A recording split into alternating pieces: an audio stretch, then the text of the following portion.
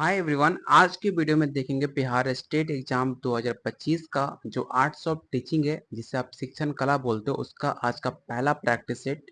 ये जो सब्जेक्ट है आपका पेपर 1 और पेपर 2 जितने भी सब्जेक्ट हैं सबके लिए इम्पोर्टेंट है क्योंकि हर एग्जाम में 50 मार्क्स कॉमन होता है, चाहे पेपर 1 हो चाहे पेपर 2। तो जो 30 नंबर का आर्ट्स ऑफ टीचिंग होता है उसका हम प्रैक्टिस करेंगे और ये जो सारे क्वेश्चन जो मैंने शामिल किए हैं आज के प्रैक्टिस सेट में, इसमें आपका प्रीवियस ईयर क्वेश्चन और उसके सेम पैटर्न पे नए क्वेश्चन को भी शामिल किया है जो आपके एग्जाम के लिए काफ़ी ज़्यादा बेटर होगा। ठीक है, अगर आप इसमें स्कोर अच्छा कर पाते हो, मतलब अगर जो 30 क्वेश्चन को मैं सेट कराने वाला हूँ, अगर आप सारे वीडियो देखते हो क्योंकि एग्जाम तक आपको डेली वीडियो मिलेगा, 30 क्वेश्चन का सेट रहेगा। अगर आप डेली वीडियो देखते हो तो यकीन मानना आउट ऑफ 30 आप 25 प्लस स्कोर आसानी से कर पाओगे। ठीक है, क्योंकि इसके बिना आप स्टेट एग्जाम क्वालिफाई करना मुश्किल है क्योंकि सबसे आसान सब्जेक्ट होता है पेपर क्वालिफाई करने के लिए आर्ट्स ऑफ टीचिंग, जिसमें आप 30 में से 25 नंबर आसानी से ला सकते हो चाहे आप किसी भी सब्जेक्ट से आप तैयारी कर रहे हो। ठीक है, तो चलिए शुरू करते हैं आज का पहला क्वेश्चन। लेकिन उससे पहले अगर आप स्टेट की तैयारी कर रहे हो, चाहे आपका पेपर 1 हो चाहे पेपर 2, उसमें आर्ट्स ऑफ टीचिंग जो आप 50 मार्क्स का क्वेश्चन पूछा जाता है, तो जिसमें आपको कंप्लीट जितने भी प्रीवियस ईयर क्वेश्चन है वो आपको नोट्स के अंदर मिलेंगे। साथ में नए क्वेश्चन दिए जाएंगे आपके सिलेबस के अकॉर्डिंग और आपके प्रीवियस ईयर क्वेश्चन के पैटर्न पे, जिसमें आपको all previous year question plus 1500 नए क्वेश्चन प्रैक्टिस सेट के माध्यम से मिलेगा। मतलब आंसर उसका लास्ट में होगा जिसे आप प्रैक्टिस कर पाओगे कि आप कितना क्वेश्चन सही कर पा रहे हो, कितना क्वेश्चन गलत कर पा रहे हो। सिर्फ अगर आप आर्ट्स ऑफ टीचिंग का कंप्लीट नोट्स लेते हो तो आपको 300 में मिलेगा। साथ में अगर आपका कोई भी मेन सब्जेक्ट हो, चाहे पेपर 1 पेपर 2 में कोई भी सब्जेक्ट से तैयारी कर रहे हो, उसका मेन सब्जेक्ट का complete notes plus arts of teaching जो आपको दिया जा रहा है 300 में, अगर दोनों आप साथ में लेते हो तो सिर्फ आपको 500 पे करना पड़ेगा, जो आप इस नंबर पे कॉल व्हाट्सएप करके ले सकते हो। साथ में खुद मैं आपको गाइड भी कर दूंगा क्या पढ़ना है, किस टॉपिक पर ज़्यादा फोकस करना है, कैसे आप तैयारी करोगे जिससे आपका पहला पेपर क्वालिफाई हो जाएगा। हर एक चीज़ आपको डिटेल में बताया जाएगा, तो आप इस नंबर पे कॉल व्हाट्सएप करके अधिक जानकारी ले सकते हो। तो चलिए शुरू करते हैं आज का पहला क्वेश्चन। पहला क्वेश्चन है, एक अच्छे टीचर की सबसे महत्वपूर्ण विशेषता निम्नलिखित में कौन सा है?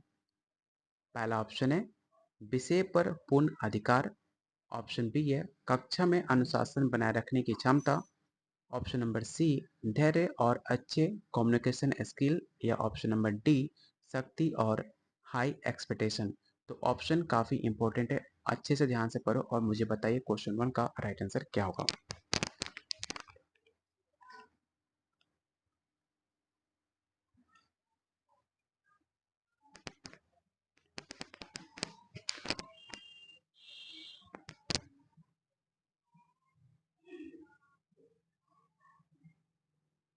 देखो, सबसे पहले आर्ट्स ऑफ टीचिंग में अगर आपको कुछ भी समझ ना आ रहा हो तो सबसे पहले जो भी नेगेटिव वर्ड है पहले उसे आप कट कर दो। जैसे कि स्ट्रिक्ट एंड हाई एक्सपेक्टेशन आपका नेगेटिव वर्ड है, तो इसे सबसे पहले आप कट कर दो। दूसरा, कक्षा में अनुशासन बनाए रखने की क्षमता। अगर आप एक अच्छा डिसिप्लिन मेंटेन करते हो, एक अच्छे टीचर की करेक्टर नहीं माना जाता है, गुड टीचर नहीं माना जाता। दो ऑप्शन ऐसे कट हो गए। फर्स्ट और सी ऑप्शन दो आपके ऑप्शन बचते हैं जो पॉजिटिव है। एक की विषय पर पूर्ण अधिकार, एक अच्छा टीचर माना जा सकता है कि अगर आप कोई भी सब्जेक्ट पढ़ा रहे हो अगर उसमें अच्छा कमांड है तो एक नेगेटिव पॉइंट नहीं है, एक पॉजिटिव पॉइंट है। लेकिन थर्ड ऑप्शन जो लिखा हुआ है patience and good communication skill, मतलब थर्ड ऑप्शन पहले वाले ऑप्शन से कई गुना बेटर है, इसलिए हम ऑप्शन सी के साथ जाएंगे और सी आपका राइट आंसर होगा। क्योंकि एक अच्छे टीचर के लिए विषय की जानकारी जरूरी है, लेकिन छात्रों को समझाने और उसको प्रेरित करने के लिए धैर्य और अच्छा कम्युनिकेशन स्किल सबसे इम्पोर्टेंट है, इसलिए इसका राइट आंसर होगा ऑप्शन नंबर सी। जो मैं आपको डिटेल में बताऊंगा अगर आप उतना सिर्फ सुनते रहोगे आपका आर्ट्स ऑफ टीचिंग और बेटर हो जाएगा, क्योंकि आर्ट्स ऑफ टीचिंग आपके डेली लाइफ से रिलेटेड होता है। जो बेटर ऑप्शन होता है वही आपका राइट आंसर होगा। क्वेश्चन नंबर सेकंड आपको बताना है कि नैदानिक परीक्षण जिसे आप डायग्नोस्टिक टेस्टिंग का मुख्य उद्देश्य किसे कहते हैं? पहला ऑप्शन छात्रों को ग्रेड देना। ऑप्शन नंबर बी सीखने की कठिनाई के कारण की पहचान करना। ऑप्शन नंबर सी छात्रों को अगली कक्षा में प्रमोट करना। या ऑप्शन नंबर डी छात्रों को समग्र उपलब्धि का आकलन करना।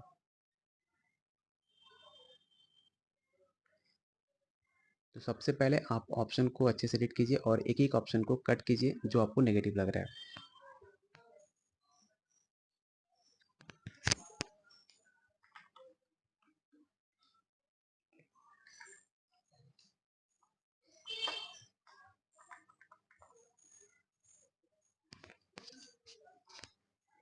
तो डायग्नोस्टिक टेस्ट का मतलब ये नहीं होता कि आप छात्रों को ग्रेड दो। इसका जो राइट आंसर होगा ऑप्शन नंबर आपका बी होगा कि सीखने में जो कठिनाई बच्चों को हो रही है उसको आप पहचानो और उसको डायग्नोसिस करो और उसका समाधान आप उसे ढूंढ पाओ। ठीक है, इसका राइट आंसर होगा option number B. Question number third, करके सीखने का सिद्धांत किस शिक्षा शास्त्री द्वारा डिटर से समर्थित है? मतलब जो लर्निंग बाय डूइंग जो प्रिंसिपल दिया गया था किसके द्वारा दिया गया था, आपको ये बताना है। पहला ऑप्शन है Maria Montessori, John Dewey, Frederick Froebel या जीन पियाजे। ये सेम क्वेश्चन आपके प्रीवियस ईयर क्वेश्चन में पूछा जा चुका है।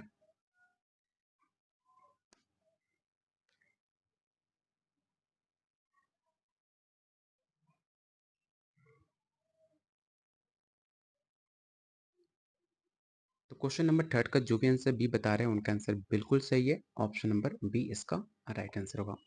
क्वेश्चन नंबर फोर, कौन से शिक्षण विधि सबसे अधिक छात्र केंद्रित है? मतलब जो आपका लर्नर सेंटर्ड है। पहला ऑप्शन लेक्चर विधि, प्रदर्शन विधि, ह्यूरिस्टिक विधि या प्रोजेक्ट विधि।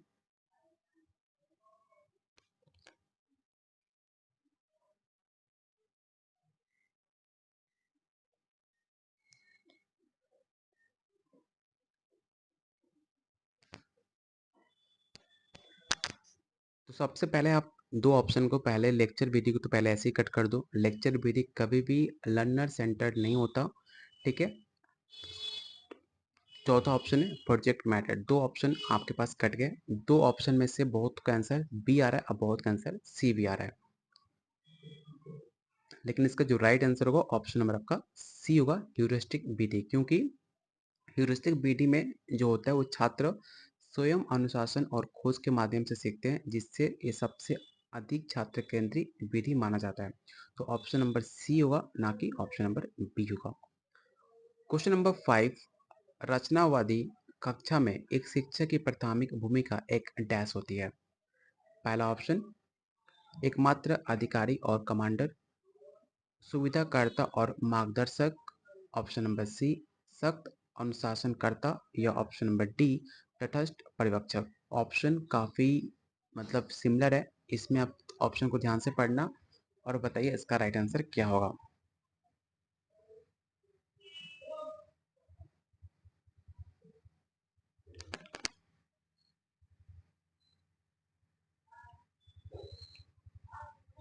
तो क्वेश्चन नंबर फाइव का जो भी आंसर बी बता रहे हैं उनका आंसर बिल्कुल सही है, क्योंकि देखो अधिकारी और कमांडर राइट आंसर होगा नहीं। सेल्फ डिसिप्लिन कभी भी स्टिक डिसिप्लिन नेगेटिव वर्ड होता है, आप उसे ऐसे ही कट कर सकते हो। न्यूट्रल ऑब्जर्वर आपका नेगेटिव पॉइंट है, इसका जो एक ही राइट आंसर होगा ऑप्शन नंबर बी सुविधाकर्ता और मार्गदर्शक। क्योंकि रचनावादी सिद्धांत के अनुसार जो शिक्षक होता है काम का ज्ञान सीधे ट्रांसफर नहीं करना चाहिए, बल्कि छात्र को स्वयं के ज्ञान का निर्माण करने में उसके मार्गदर्शन और सुविधा प्रदान करना चाहिए, जो कि राइट आंसर होगा option number B. Question number six, आपको बताना है कि सूक्ष्म शिक्षण जिसे आप माइक्रो टीचिंग बोलते हो उसमें सबसे अच्छे तरीके से किस रूप में वर्णित किया जा सकता है। इसे हम क्वेश्चन आपके प्रीवियस ईयर क्वेश्चन में पूछा जा चुका है माइक्रो टीचिंग के बारे में। अगर आपने प्रीवियस ईयर क्वेश्चन देखा होगा तो आपको पता होगा।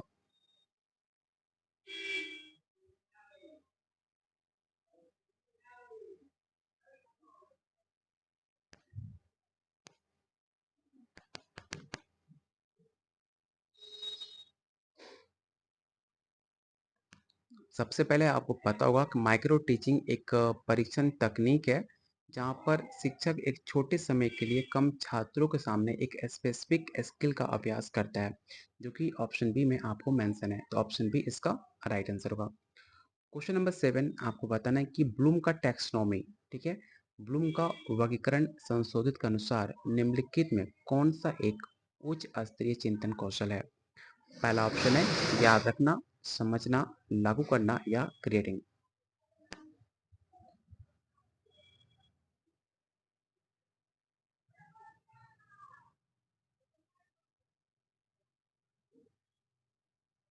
अगर आपने ब्लूम का टैक्सोनॉमी अगर आपने पढ़ा होगा तो आप इसका आंसर आसानी से बता पाओगे कि जो ब्लूम का रिवाइज टैक्सोनॉमी था उसमें सबसे उच्चतम स्तर पर जो है आपका क्रिएटिंग होता है, जो कॉग्निटिव स्किल में मौलिक रचना शामिल है। तो ऑप्शन नंबर इसका डी राइट आंसर होगा।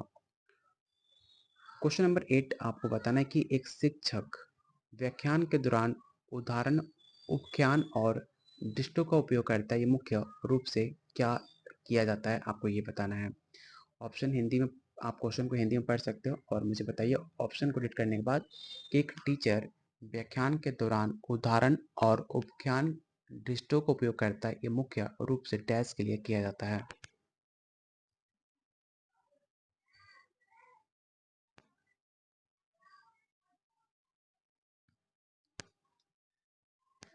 तो याद रखिएगा इसका जो राइट आंसर होगा ऑप्शन नंबर आपका सी होगा। उदाहरण और कहानियाँ जो होती हैं अब्स्ट्रैक्ट कंसेप्ट को कंक्रीट बनाती हैं, जिसे समझने में आसानी होती है और छात्र को ध्यान बना रहता है। मान लो कि अगर आपको मैं एक एग्जांपल दे रहा हूँ और मैं उसको अगर कंक्रीट के माध्यम से, मतलब उसका सैंपल मैं आपको सामने दिखाकर अगर एग्जांपल दूँ तो आप आसानी से बेटर बना समझ पाओगे।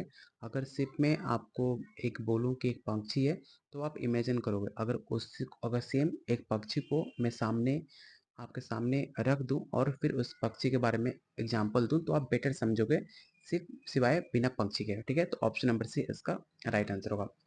क्वेश्चन नंबर 9 आपको बताना है कि समावेशी शिक्षा, इंक्लूसिव एजुकेशन मुख्य रूप से डैश पर केंद्रित है। ये भी क्वेश्चन आपके प्रीवियस ईयर क्वेश्चन का एग्जाम क्वेश्चन है।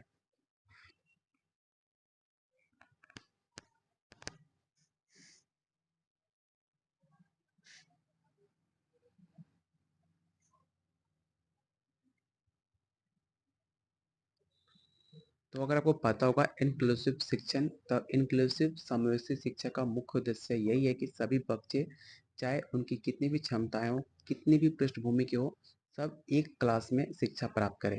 इसी को कहते हैं इंक्लूसिव एजुकेशन, जो कि राइट आंसर होगा ऑप्शन नंबर आपका सी होगा। क्वेश्चन नंबर 10 आपको बताना है कि शिक्षण शास्त्र में पैडागोजी किसे संदर्भित करता है। पहला ऑप्शन है बच्चे को पढ़ाने और कला का विज्ञान, वयस्कों को मार्गदर्शन करने की प्रक्रिया, ऑनलाइन सीखने की विधि या पाठ्यक्रम डिजाइन का अध्ययन।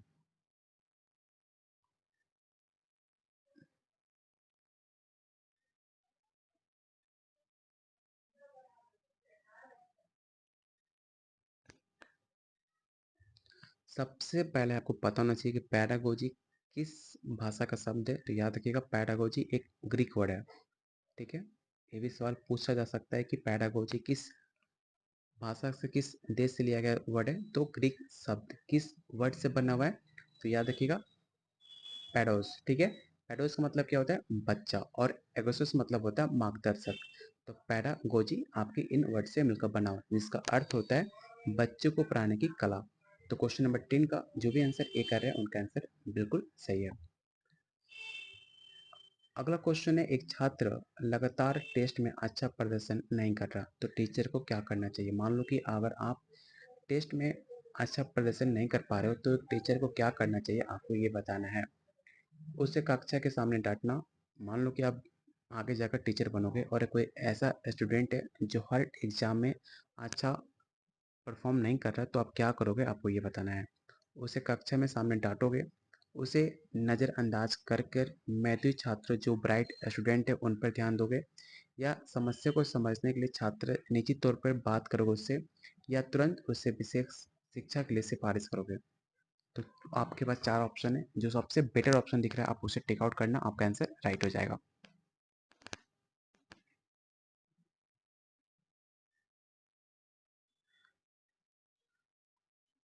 तो क्वेश्चन नंबर 11 का जो राइट आंसर होगा ऑप्शन नंबर आपका सी होगा। उस स्टूडेंट के बारे में उसकी प्रॉब्लम को समझोगे, उससे बात करोगे, उसका डायग्नोसिस करोगे और उससे आप बात करोगे। तो सबसे बेटर ऑप्शन होगा ऑप्शन नंबर सी, इसका राइट आंसर सी होगा। अगला क्वेश्चन, शिक्षण प्रक्रिया के दौरान छात्र सीखने की निगरानी के लिए किस मूल्यांकन विधि का उपयोग किया जाता है। पहला ऑप्शन समेटिव, डायग्नोस्टिक, फॉर्मेटिव या प्लेसमेंट एवल्यूशन। और प्लीज़ वीडियो को लाइक और शेयर जरूर करना अगर आप चाहते हो डेली आपको ऐसे आर्ट्स ऑफ टीचिंग का प्रैक्टिस सेट कराया जाए। तो वीडियो को जितना हो सके लाइक और शेयर करो। तो ही आपको डेली आपके एग्ज़ाम तक जितने भी प्रीवियस ईयर क्वेश्चन है और जितने भी नए क्वेश्चन का सेट जो है आपको यूट्यूब पे डेली शाम 6:30 बजे मिलेगा, अगर आप सपोर्ट करते हो तो।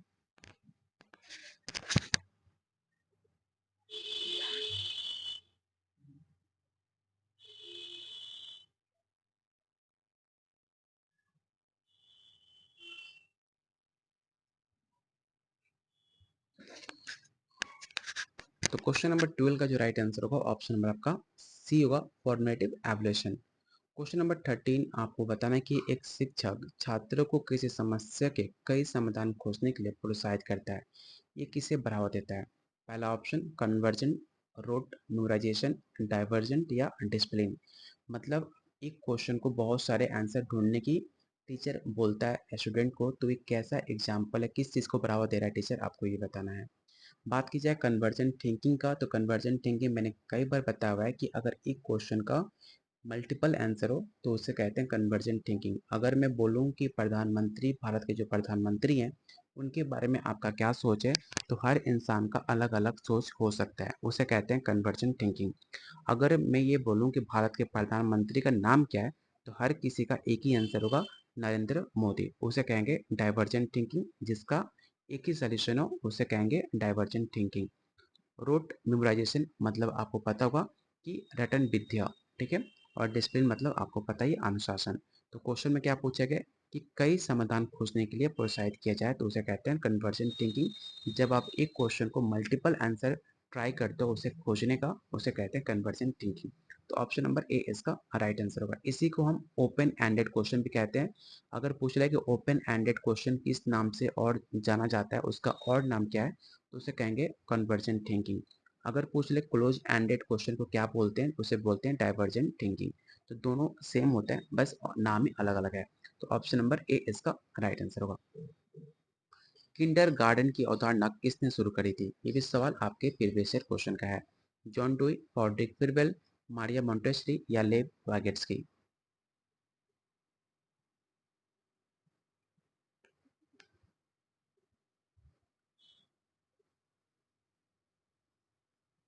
तो क्वेश्चन नंबर 14 का राइट आंसर होगा ऑप्शन नंबर आपका बी, फ्रेडरिक फोरबेल, जिन्होंने जर्मनी में kindergarten children garden system की स्थापना करी, जहां पर प्ले थ्रू लर्निंग मतलब खेल के साथ साथ आपको सीखना सिखाया जाता है, उस पर उन्होंने काफी ज्यादा जोर दिया।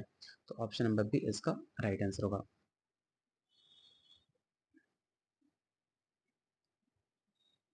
एक अच्छी पाठ्य पुस्तक मुख्य रूप से कैसी होनी चाहिए? मांगी और विस्तृत, पाठ्यक्रम और छात्र के स्तर के अनुरूप, किसी प्रसिद्ध लेखक द्वारा लिखित या रंगीन चित्र से भरी हुई हो। एक अच्छा पाठ्य पुस्तक आप किसे कहोगे, आपको ये बताना है। तो एक अच्छी पाठ्य पुस्तक ऐसी नहीं होती जो काफ़ी महंगी हो और काफ़ी डिटेल हो, उसे अच्छी पुस्तक हम नहीं कहते। कोई अगर चेतन भगत लिखा हो या आपके कोई महान राइटर, उससे कोई फर्क नहीं पड़ता। ना कोई रंगीन चित्र से भरा हो। अच्छी पुस्तक उसे कहा जाता है जो आपके पाठ्यक्रम, आपके सिलेबस के अकॉर्डिंग हो और आपके छात्र के अकॉर्डिंग हो, तो उसे कहेंगे अच्छी पाठ्य पुस्तक। Option number B. अगला क्वेश्चन है जेपीडी। आपने नाम पढ़ा होगा जेपीडी सीटेट में, या आपने बीएड में भी नाम सुना होगा, जिसे आप जोन ऑफ प्रोक्सिमल डेवलपमेंट के नाम से जानते हो, जो कि लेव वागेट्स्की के द्वारा दिया गया था। ठीक है, आपने पढ़ा होगा। तो ऑप्शन नंबर क्या होना चाहिए इसका राइट आंसर? तो ऑप्शन नंबर इसका होगा ऑप्शन नंबर बी। बात की जाए लेव वागेट्स्की की, तो लेव वागेट्स्की ने, याद रखिएगा कि लेव वागेट्स्की ने जेपीटी की अवधारणा दी, जहाँ पर जोन जो होता है, जहाँ एक अडल्ट या कैपेबल पीयर्स की मदद में एक child what he can not do alone सीखा जा सकता है। मतलब जो एक, जहाँ पर छात्र जो होता है, आपने पढ़ा होगा जोन ऑफ प्रोक्सिमल, ठीक है। इसके बारे में देखो, पहले जीन प्याजे मैं सब ऑप्शन के बारे में बताता हूँ, क्योंकि हर ऑप्शन से क्वेश्चन पूछा जाता है। जीन प्याजे का सिद्धांत कौन सा है? तो कोग्निटिव डेवलपमेंट, ठीक है, जिसे संज्ञानात्मक विकास के बारे में बोला जाता है, जिन्होंने 4 स्टेज दिए। कहाँ के रहने वाले वैज्ञानिक थे? तो स्विट्जरलैंड के रहने वाले थे। बीएफ स्किनर ने कौन सा सिद्धांत दिया था? तो ऑपरेंट कंडीशनिंग का सिद्धांत दिया था, जिसे सक्रियात्मक सिद्धांत के नाम से भी जानते हैं, जिसे रिफोर्समेंट एक नेगेटिव और पॉजिटिव रिफोर्समेंट का सिद्धांत दिया था। बीएफ स्किनर ने चूहे और कबूतर पे अपना प्रयोग किया था, इसे भी याद रखिएगा। बात की जाए अब्राहम मैस्लो को, तो अब्राहम मैस्लो ने कौन सा सिद्धांत दिया था? तो आवश्यकता का सिद्धांत दिया था। ये भी सवाल कई बार एग्जाम में पूछ लेता है। तो ये सारे ऑप्शन को याद रखिएगा। ऑप्शन नंबर बी इसका राइट आंसर होगा। अगर आपने टेलीग्राम ग्रुप को ज्वाइन नहीं किया तो इस ग्रुप को जरूर ज्वाइन करना, जिसका लिंक आपको डिस्क्रिप्शन बॉक्स और कमेंट बॉक्स में मिल जाएगा, जहाँ पर आपको क्लासेस का नोटिफिकेशन, पीडीएफ क्यूज, हर एक चीज़ बीपीएससी हो, स्टेट हो, हर एक अपडेट आपको इस ग्रुप में मिल जाएगा, जिसका लिंक आपको डिस्क्रिप्शन बॉक्स और कमेंट बॉक्स में पिन किया गया है। क्वेश्चन नंबर 17 आपको बताना है कि निम्नलिखित में कौन सा ऐसा एक संज्ञानात्मक कॉग्निटिव अधिगम उद्देश्य है। निम्नलिखित में कौन सा एक संज्ञानात्मक अधिगम उद्देश्य है? इन ऑप्शन को पढ़िए और बताइए राइट आंसर क्या होगा क्वेश्चन नंबर 17 का।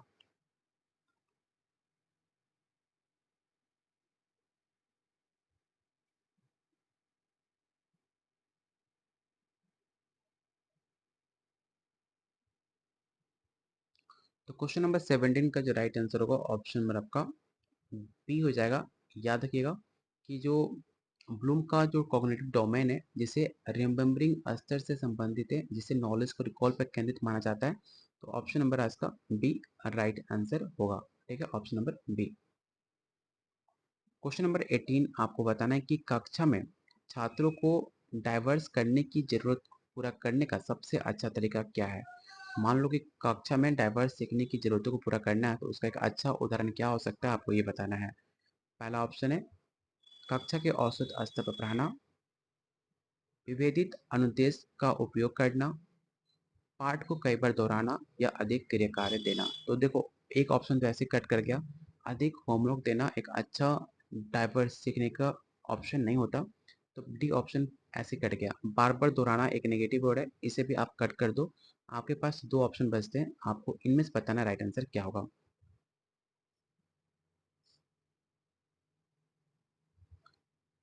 तो इसका जो राइट आंसर होगा ऑप्शन नंबर आपका बी हो जाएगा, क्योंकि जो डिफरेंशियल इंस्ट्रक्शन होता है वही स्ट्रेटेजी होती है जहाँ पर कंटेंट, प्रोसेस और प्रोडक्ट लर्निंग एनवायरनमेंट को डाइवर्स लर्नर को नीड के अकॉर्डिंग एडजस्ट करता है। तो इसका जो राइट आंसर होगा ऑप्शन नंबर आपका बी हो जाएगा। क्वेश्चन नंबर 19 आपको बताना है कि हार्वर्ड गार्डनर का बहुबुद्धि सिद्धांत विश्वास रखने वाले शिक्षक कौन है।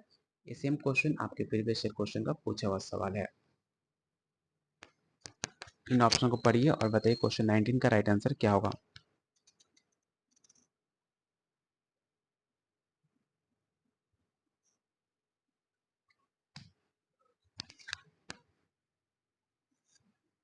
तो क्वेश्चन नंबर 19 का जो राइट आंसर होगा ऑप्शन नंबर आपका बी होगा, कि विभिन्न मल्टीपल इंटेलिजेंस को पूरा करने की विभिन्न गतिविधियों का उपयोग किया जाए।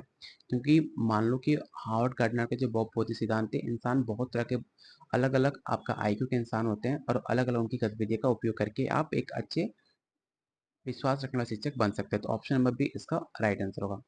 क्वेश्चन नंबर 20 आपको बताना है कि शिक्षा में एक्शन रिसर्च का मुख्य उद्देश्य क्या है। पहला ऑप्शन जर्नल पेपर में प्रकाशित करना, किसी तत्कालिक कक्षा को समस्या को हल करना, विभिन्न शिक्षण विधियों को तुलना करना या प्रमोशन प्राप्त करना।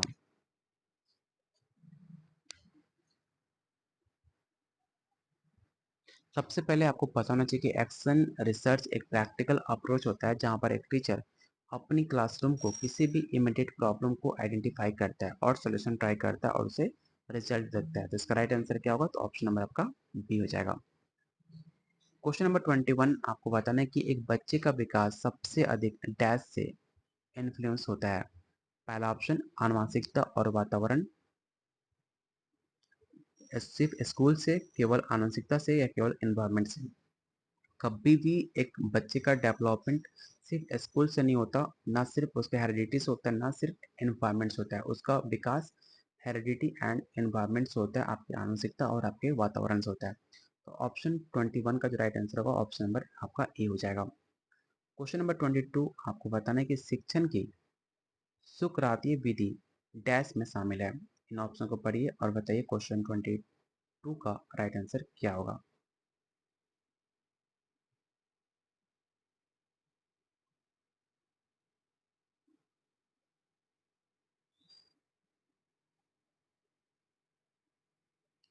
सुकरात विधि को इंग्लिश में बोलते हैं क्रिटिकल थिंकिंग, ठीक है, जो कि आइडिया जो होते हैं एग्जामिनेशन को एस्टिमेट करने के लिए थ्रू आउट क्वेश्चन पे आधारित होता है, जो कि राइट आंसर होगा ऑप्शन नंबर आपका बी। क्वेश्चन नंबर 23 आपको बताना है कि इनमें से कौन एक छात्र की सामाजिक भावनात्मक की आवश्यकता है। पहला ऑप्शन पानी और भोजन की आवश्यकता, सुरक्षा और सुरक्षा की आवश्यकता, प्यार और अपनत्व की आवश्यकता या कंप्यूटर की आवश्यकता। क्वेश्चन में पूछा गया socio emotional need of student.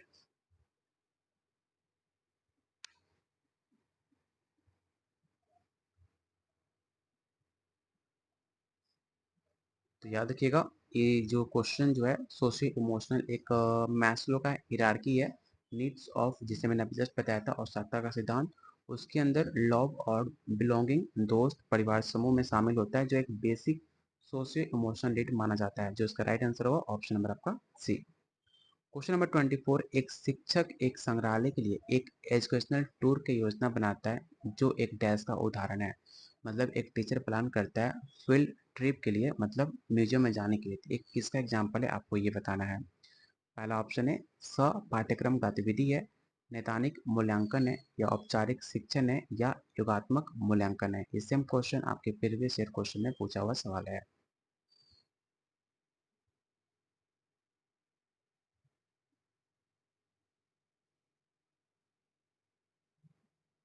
देखो इससे ना कोई डायग्नोसिस कर रहा है, ना कोई आपका एग्जाम है, ना आपका सोमेटिव कोई मूल्यांकन हो रहा है। यह एक सब पाठ्यक्रम गतिविधि है, तो ऑप्शन नंबर ए इसका राइट आंसर होगा। अगला क्वेश्चन आपको बताना है कि शिक्षा में मचान शब्द का अर्थ क्या होता है। आपने पढ़ा होगा सीटेड में स्कार्फ फोल्डिंग। स्कार्फ फोल्डिंग किसके सिद्धांत में पढ़ा गया था, तो स्कार्फ फोल्डिंग आपने पढ़ा होगा। आप मुझे बताओ स्कार्फ फोल्डिंग होता क्या है। इन ऑप्शन को पहले पढ़ लो, तब मुझे बताओ स्कार्फ फोल्डिंग होता क्या है। स्कार्फ फोल्डिंग का जिक्र किसने किया था, तो याद रखना लेव वैगेट्स्की ने किया था। ठीक है, जहाँ पर स्टूडेंट होते हैं, अगर उनकी कम्पिटेंसी देखो, मान लो कि अगर कोई ऐसा स्टूडेंट है जहाँ पर थोड़ा सा वीकनेस है, जहाँ पर उसको सपोर्ट की जरूरत हो, तो वहाँ पर एक टीचर जो होता है वो स्कार्फ फोल्डिंग का बनकर, उसको मचान बनकर उसको थोड़ा बहुत हेल्प करता है और उससे स्टूडेंट आगे बढ़ जाता है। तो इसको कहते हैं स्कार्फ फोल्डिंग, जो कि राइट आंसर होगा ऑप्शन नंबर आपका बी। मतलब टेम्पोररी सपोर्ट देना एक कुछ भी नया सीखने के लिए, कंसेप्ट को सीखने के लिए, उसे कहते हैं स्कार्फ फोल्डिंग। क्वेश्चन नंबर 26 आपको बताना है कि एक शिक्षक एक वैज्ञानिक प्रक्रिया की व्याख्या करने के लिए एक वीडियो क्लिप का उपयोग करता है जो एक डैश में सहायता करता है। पहला ऑप्शन है केवल समय बचाने में, बहु शिक्षण और समझ बढ़ाने में, छात्रों को चुप रखने में या शिक्षक की जगह लेने में। तो क्वेश्चन 26 का आंसर जो है आप मुझे कमेंट बॉक्स में बताओगे कि क्वेश्चन 26 का राइट आंसर क्या होगा। जिसका भी आंसर सही होगा उस कमेंट को मैं लाइक कर दूंगा, मेंशन भी कर दूंगा क्वेश्चन 26 का राइट आंसर क्या होगा। और साथ में आपको बताना है कि आउट ऑफ 25 आपने आज कितने क्वेश्चन सही किए। बता दें कि आर्ट्स ऑफ टीचिंग एक ऐसा सब्जेक्ट है जिसे इसके बिना आप स्टेट क्वालिफाई नहीं कर सकते हो। अगर आप चाहते हो अच्छे फर्स्ट अटेम्प्ट में पेपर क्वालिफाई करना, तो आर्ट्स ऑफ टीचिंग आपके लिए स्कैफोल्डिंग का काम करेगा। साथ में वीडियो को लाइक और शेयर जरूर कर देना। और चाहते हो अगर डेली वीडियो देखना, तो वीडियो को सपोर्ट आपको जरूर करना पड़ेगा, तभी आपके लिए डेली हम ऐसे वीडियो बनाकर लेकर आएंगे। अगर आप चाहते हो कंप्लीट नोट्स लेना आर्ट्स ऑफ टीचिंग का, जिसमें आपको प्रीवियस ईयर क्वेश्चन सारे और प्लस नए 1500 क्वेश्चन आपको 301 में मिलेंगे। बाकी जो आपका मेन सब्जेक्ट हो, चाहे कोई भी पेपर 1 पेपर 2 हो, कोई भी मेन सब्जेक्ट हो 100 मार्क्स का, प्लस आपका 50 मार्क्स का जो 301 में मिल रहा है 50 मार्क्स का नोट्स, वो सारे आपको 500 में मिल जाएंगे, मेन सब्जेक्ट प्लस आपका 50 मार्क्स का सब्जेक्ट। लेने के लिए आप मुझे इस नंबर पे कॉल व्हाट्सएप कर सकते हो। बाकी आपको प्रॉपर गाइड किया जाएगा, क्या पढ़ना है, कैसे तैयारी करना है, हर एक चीज़ आपको डिटेल में बताया जाएगा। तो मिलते हैं बहुत जल्द अगले वीडियो में, तब तक के लिए कीप वॉचिंग कीप शेयरिंग।